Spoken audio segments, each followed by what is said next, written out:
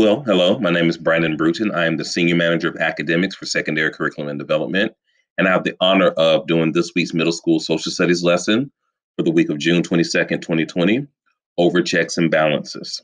So let's get started. So let's begin with our learning targets. You will be able to explain how checks and balances work. You will also analyze how the Constitution reflects the principles of checks and balances.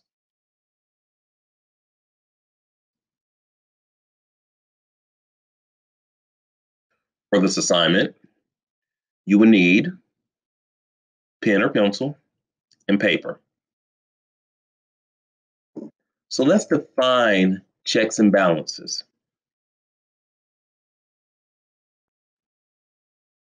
So let's look at the word check. We have 4 definitions that's listed. So these definitions are fairly similar. So we're going to determine, or you're going to determine, which definition actually resonates with you the most. Or when I say resonates, connects with you the most. So let's start with the first one. To stop or arrest the motion of suddenly or forcibly. The second one is to restrain, hold, and restrain or control. The next one is to investigate or verify as to correctness. And the fourth says to make a sudden stop or pause.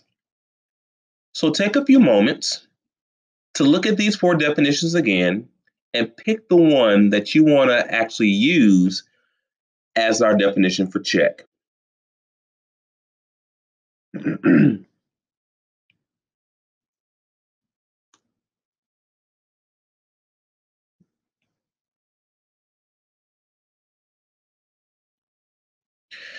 If you've selected one, go ahead and write it down on a piece of paper.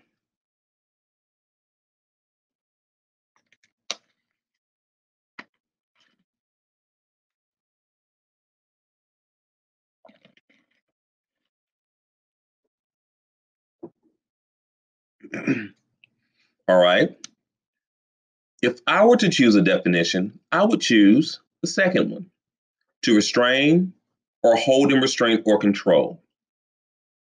But again, with all of these definitions being so similar, I could have easily picked number 4 or even number 1. Now let's take a look at our next word, balance. Now, unlike the definitions for checks, the definitions for balance are very different. They are vastly different. So we're going to determine which one is the most appropriate one for this particular lesson. So let's take a look. The first one says, an even distribution of weight, enabling someone or something to remain upright and steady. Let's take a look at the second one. A condition in which different elements are equal or in the correct proportions. So let's see. I'm actually going to go with the second one. So go ahead and write down the second definition. Take about 30 seconds.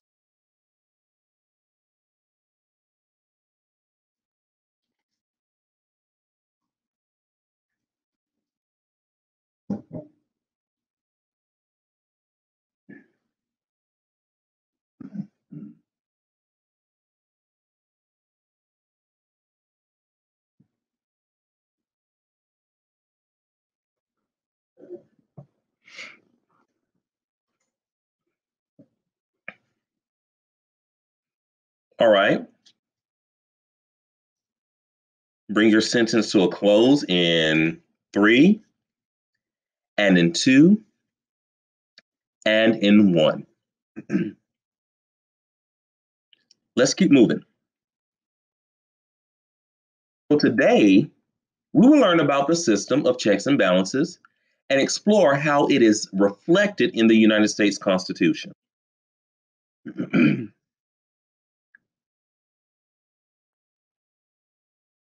So we're going to begin with some purposeful reading.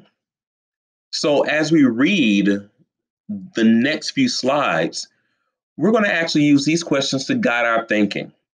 And I'm going to kind of do like a little think aloud with you, okay? So the first question is, why are checks and balances necessary? So I'm going to look for the reasons outlined in the text as to why we need checks and balances. Why are they important? And then the second guiding question is, where does the idea of checks and balances come from? Where does it originate? Okay. So again, why are checks and balances necessary? And where does the idea of checks and balances come from or originates? So let's begin reading. To preserve liberty, power must be divided. We've already kind of hit on that in the previous week's lesson dealing with separation of powers. So we know that power must be divided. Got it. So each branch has to work with the others to fulfill the goals of the preamble.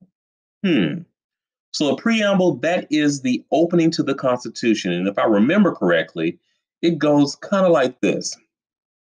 We, the people, in order to form a more perfect union, establish justice and ensure domestic tranquility, provide for the common defense, all right, and so on and so forth. Got it. So each branch has to work with the others to fulfill the goals of the preamble. Makes sense. However, the framers also understood that in attempting to fulfill the goals of the preamble, government officials might feel compelled to take extreme measures that could exceed their constitutional authority. So if something exceeds a point of, if it exceeds a point or exceeds its goal or its role, that means it's going above it or going out of bounds. So it's safe to say that the government, they wanted to actually ensure that they did not have individuals within the government or branches of the government that actually exceeded the constitutional authority that was outlined in the Constitution. Makes sense. And we're also have to remember that they are just coming off of fighting a war with England about excessive powers. Let's continue reading. To further reduce the possibility of any branch of government amassing too much power, the framers also established a system of checks and balances, whereby one branch can check the power of another if it feels that branch has gone beyond its constitutional authority. So that's kind of similar to when I was younger, how I would try to overstep my authority by coming in too late or not doing my chores or responsibilities. And my mother would check me and make sure that I'm within bounds or that I'm not overstepping any boundaries. Makes sense.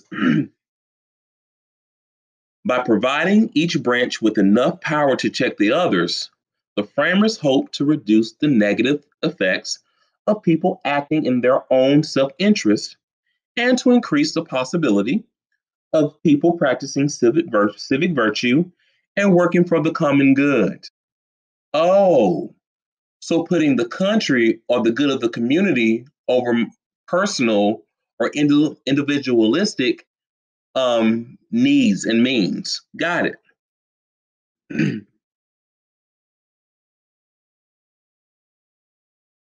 All right. And the common good is for everybody's benefit, not just one person. Got it. And when something is virtuous or virtue, I know that that means that it is very amazing and innocent and awesome.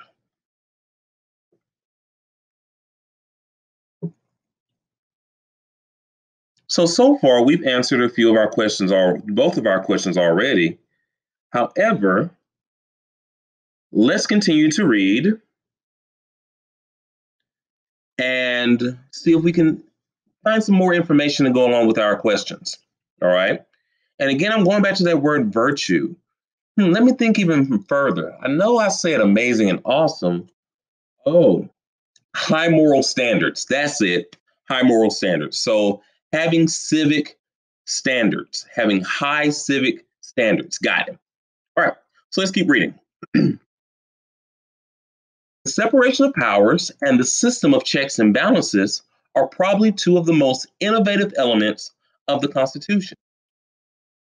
Together, they provide a structure that enables the government to operate effectively while helping ensure that no part of the government becomes too powerful and abuses citizens' rights. So the system of checks and balances are very innovative parts of the Constitution. Got that. That means it's something totally different. Cool. And let's see, it's done to ensure that no part of the government becomes too powerful and abuses citizens' rights. It makes sense. The government shouldn't abuse the people, and the people should not fear their government. And the government shouldn't be so powerful that it loses track or it loses the whole goal of making the lives of people better. Got it. And in order to do so, you have to ensure that each branch of government is checked so that no branch is more powerful than the other. Makes perfect sense to me. So let's revisit our guiding questions for our purposeful reading. So why are checks and balances necessary? It's necessary to ensure that no branch or no part of government is too powerful, where it abuses people and it keeps people from being able to promote the common good. And where does the idea of checks and balances come from? It comes from our founding fathers and is found in our Constitution, and it actually impacts, or it actually comes from us wanting to uplift and uphold the preamble. Those things such as providing for the common defense and forming a more perfect union. Cool. Now let's keep going. So now we're going to analyze the Constitution. So we're going to look at excerpts from the U.S. Constitution that are examples of checks and balances. As we read the quotes, we're going to determine which branches are involved and which branch is checking the other branch. Now, we have three branches of government. That's the executive branch, the legislative branch, and the judicial branch. The executive branch includes the president. The legislative branch includes the House and the Senate. And the judicial branch includes our Supreme Court. The executive branch enforces laws. The legislative branch creates the laws. And the judicial branch determines if the laws are constitutional. But that's only part of their role and part of their jobs. So let's take a look at our first quote from the Constitution. But before we look at it, there's a word that's highlighted at the bottom, and there's a word that's in brackets in the middle. That word is impeached. Impeach means to formally accuse an official of a crime related to official duties, or in shorter terms, bring charges against an official. I've actually lived through two presidential impeachments, one being Bill Clinton and the one being the recent president, Donald Trump. So let's take a look at the quote from the Constitution. When the President of the United States is impeached, the Chief Justice shall preside. All righty, so what two branches of government are involved in this particular quote from the U.S. Constitution? I know the president is the executive branch, so I'm going to say executive branch. And then the Chief Justice, when we want justice, we expect for justice to be given to us by our courts, Okay, so the Chief Justice is from the Supreme Court, and the Supreme Court is a part of the judicial branch. Cool. Now, let's keep moving. Who's checking who? So we know that the executive branch and the judicial branch are involved. So in that excerpt, in that quote from the US Constitution, it was the judicial branch, the Chief Justice, checking the executive branch, the president.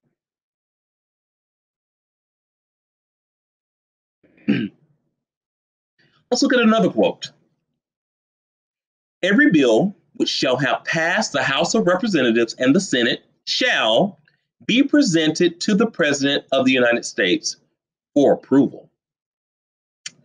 So, the House of Representatives and the Senate, I know they make laws, so they legislate. That's the legislative branch. And then the president, well, we know that he is the executive. So he's from the executive branch. So who's checking who in this particular case? They want it has to be approved by the president. I'm going to take a guess that the president is checking Congress, or the executive branch is checking the legislative branch. Let's see if I'm right. So again, we know the two branches that are involved, the legislative branch and the executive branch. Yay, the executive branch is checking the legislative branch. I was right. Let's keep moving. So again, we have a word highlighted, disapproved. And at the bottom, we have another highlighted word and definition, veto. To reject a proposed bill or law. Only the president can veto bills. So I can actually interchange disapprove with veto. If a bill is vetoed by the president, it shall be repassed by 2/3 of the Senate and House of Representatives. So 2/3 is a supermajority. Got it. So if a bill is vetoed or disapproved by the president, it shall be repassed by 2/3 of the Senate and House of Representatives. So again, we know that the president is from the executive branch, and the Senate and House of Representatives, that is the legislative branch. So in this case, they sent the president a bill and he vetoed the bill. So it's not going to become a law, but they really like that bill. So they repassed it with more votes in the House and the Senate. The legislative branch is checking the executive branch.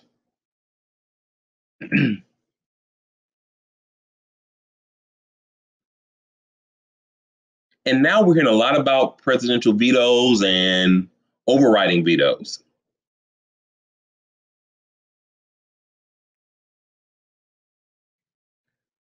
So another quote from the US Constitution. The president shall have the power to appoint judges of the Supreme Court. So I want you to go ahead and write down your guess of which two branches are involved in this one.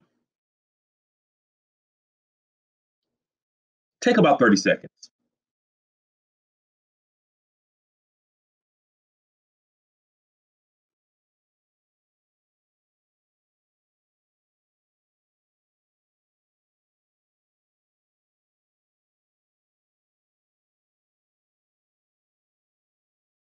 All right. So the executive branch, that's the president. And the Supreme Court, that's the judicial branch. So which branch is checking the other in this case? The executive branch is checking the judicial branch because the executive branch appoints the judges to the judicial branch.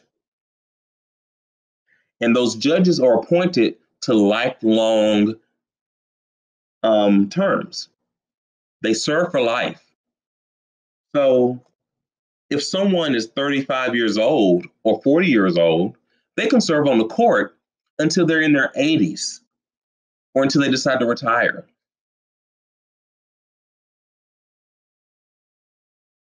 Let's keep going.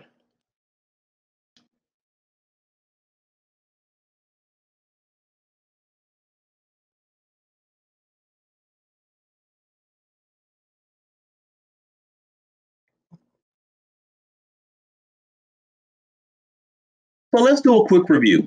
The executive branch is the president. He or she has this check over Congress, the legislative branch. The president can veto bills, that means not approve them, recommend appointments, so that means that they can actually recommend who they want to appoint to their cabinet, and negotiate foreign treaties, again, with the consent of the Senate. Now, the checks on the judiciary from the executive branch, they can appoint federal judges and also grant pardons. So when someone is pardoned, it means that their charges or their record has been wiped clean, or they are released from doing time in either a federal prison. So the president can grant pardons to individuals who have been jailed. Now, the judicial branch, which is the Supreme Court and the lower courts, like the appellate courts or courts of appeals, they have this check over the executive branch. They can declare executive actions unconstitutional. So if a president wants to take over an island off of the coast of Texas, but that island is Galveston Island, the Supreme Court will say, no, that's unconstitutional because you can't just go in and take over that island and put your house there, Mr. President. You can't do that. Okay? And then we have our checks on Congress, legislative branch. They can declare laws unconstitutional. So if Congress wants to make a law that bans all Sprite products, or it bans all gummy bears, which I would be very upset about, then the Supreme Court will say, hey, no, you can't do that. That law is unconstitutional. Hopefully they don't really do that. Hopefully they don't ban gummy bears. Now let's keep it moving. Let's take a look at the legislative branch. That is the House of Representatives and the Senate. So their check on the judicial branch or the judiciary is that they can impeach judges. So if a judge is violating their oath, the legislative branch can impeach them and bring charges against them and then eventually remove them from office. They also approve appointments of the federal judges. So if the president wants to have a new individual join the Supreme Court if there's a vacancy, he would nominate that particular individual, and then the Senate, which is part of the legislative branch, will confirm that nomination or reject that nomination and propose constitutional amendments. So if they want to change the Constitution, the legislative branch can actually write an amendment and make that amendment or eventually bring that amendment up for a vote and allow that amendment to become a law, but it has to pass a certain number of votes in the House and the Senate, and also a certain number of states have to ratify that amendment in order for it to become a constitutional amendment. Again, they can propose it. Now the check on the president, the executive branch, by the legislative branch. They pass laws. They can override a presidential veto. They can confirm executive appointments like the Secretary of Education, Secretary of Defense, Secretary of the Treasury, the Commerce Secretary, the Housing and Urban Development Secretary, so on and so forth. Ratify treaties, that means approve treaties, and impeach and remove a president from office. So the House of Representatives can bring charges against the president, that's impeachment. But the Senate, which is the upper house of Congress, they can actually vote to remove a president. In our nation's history, we've never had a president to be removed from office. However, we've had 3 presidents to be impeached.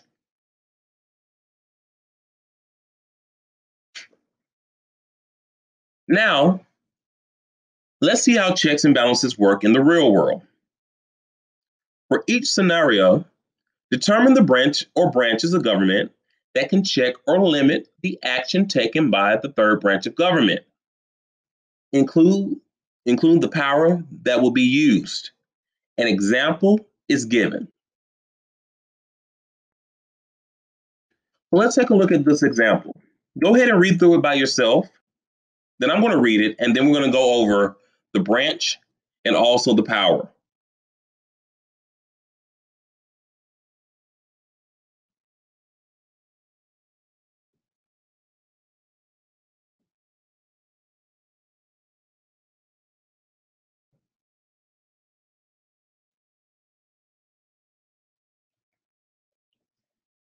All right. So here's the example. The Supreme Court has ruled that a law passed by Congress and signed by the president that allowed everyone a free college education is unconstitutional. That means it goes against the Constitution. The law is no longer in effect. What can be done?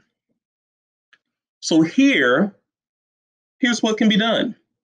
So the branch that can actually do it is Congress. And what can that branch do? They can propose an amendment to the US Constitution.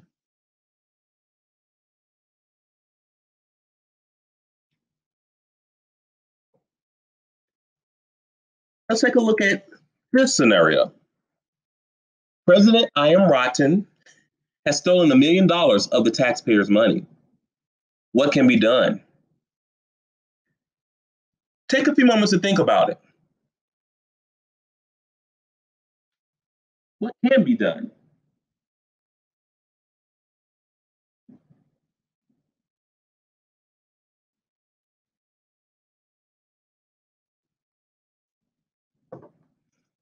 All right. So let's take a look at our answer. The branch that can do something is Congress. What can Congress do, you ask? They can impeach and remove the president of his crimes or her crimes. So again, the House impeaches, that means they bring charges against, and the Senate can remove. That means they can tell the president, you know what? You have to go.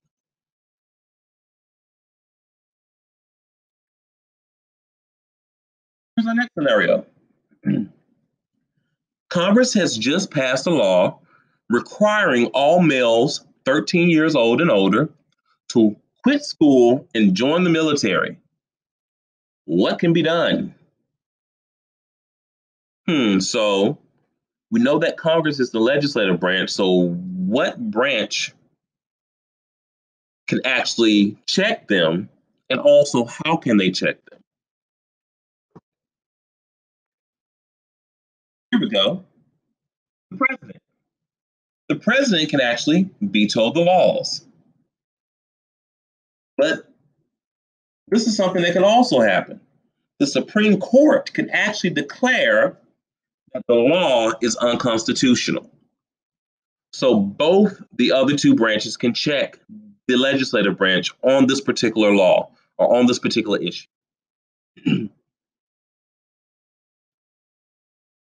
Now we're going to actually create our own scenarios. That's what you're going to use your paper for. So you're going to write scenarios on checks and balances using the must-haves that are listed below. The must-haves are at least 2 branches of government have to be in your scenario, and 1 branch needs to check the other. So take a few moments to think about your scenarios and think about the branches of government that you want to see check the other.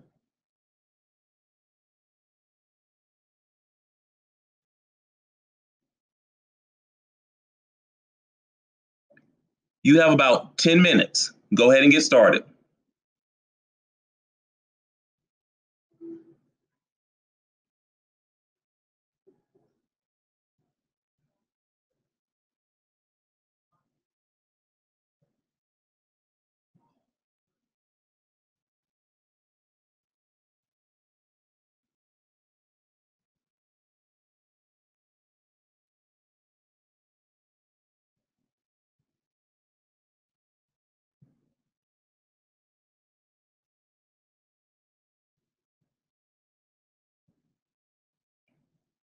All right. Let's revisit our learning targets. Can you explain how checks and balances work? Also, can you explain how the U.S. Constitution reflects checks and balances? Thank you, and have a great day.